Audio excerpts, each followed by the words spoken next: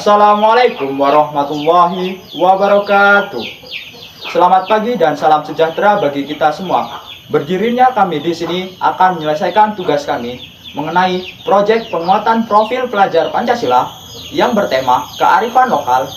Tema yang kami ambil adalah tradisi upacara adat Ngaben yang berada di Desa Karangmani, Kecamatan Blitang 2, Kabupaten Oku Timur. Sebelumnya izin memperkenalkan diri. Perkenalkan, nama saya Ilham Kurniawan. Saya Ida Bagus Putri Seka Batma. Saya Ajeng Tiwi Apriani. Saya Farena Idris Taskia. Saya Esi Andina. Saya Vika Relatur.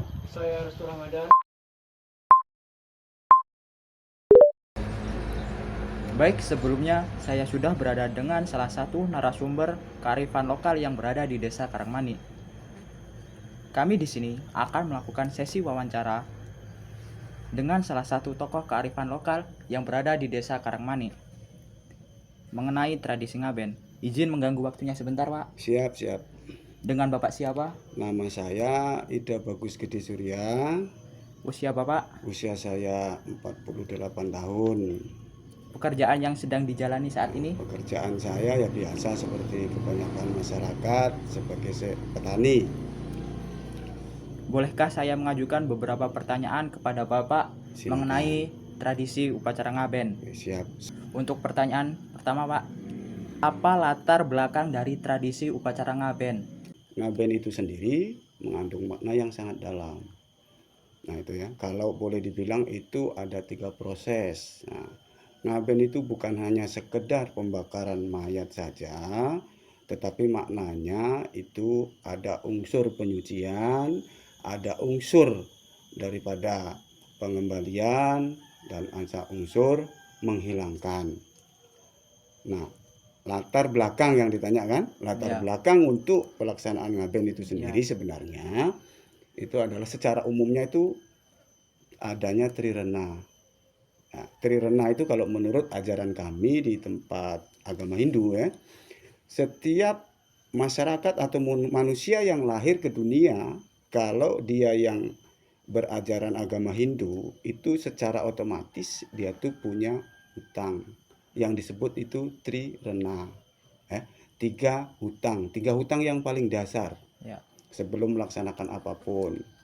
Nah, dasar daripada untuk pelaksanaan Ngaben ini adalah yang bagian kedua. Yang pertama itu Dewa Rena, yang kedua Pitra Rena, yang ketiganya Resi Rena. Di sini yang paling yang diambil itu adalah yang Pitra Rena atau hutang kepada para leluhur dan orang tua. Itu latar belakangnya. Baik, terima kasih, Pak. Untuk pertanyaan kedua, apakah ada nilai-nilai atau praktik khas dari tradisi tersebut di daerah ini? Nilai daripada Ngaben itu tadi ada 3 jenis. Nah, yang saya sebutkan tadi, yang pertama, Ngaben itu tujuannya itu penyucian, penyucian daripada roh atau atman. Kemudian yang kedua, yaitu menghilangkan kemelekatan roh atau atman itu sendiri dari alam ke duniawian. Itu. Kemudian yang ketiga, ini adalah pengembalian. Jadi jasad yang ditinggalkan oleh atman itu tadi, jasad atau wadak badan kasar kita, itu kan kalau menurut ajaran agama Hindu, nah itu terdiri dari 5 unsur atau yang sering disebut namanya Panca Mahabhuta. Nah, kelima unsur ini harus dikembalikan ke asalnya. Nah, bagaimana cara mengembalikannya? Yaitu dengan prosesi Ngaben tadi, dibakar untuk mempercepat proses pengembalian zat-zat pembentuk tubuh atau wadah daripada atman atau badan kasar kita. Itu yang ke air dia biar kembali cepat ke air, yang ke udara kembali ke udara, ke tanah kembali ke tanah ya. Kemudian ke eter kembali dia ke eter dan lain sebagainya. Itu proses percepatan pengembalian daripada zat-zat badan atau zat tubuh kasarnya atau panca mahabhutanya. Itu. Baik, Untuk pertanyaan ketiga, apakah ada festival atau acara khusus untuk merayakan tradisi tersebut? Ngaben ini dibilang festival itu juga kayaknya agak gimana ya, karena ini merupakan sakral ya. Jadi boleh dibilang festival, tetapi tidak di semua daerah itu melaksanakan festival ngaben. Nah, karena tergantung daerah tertentu.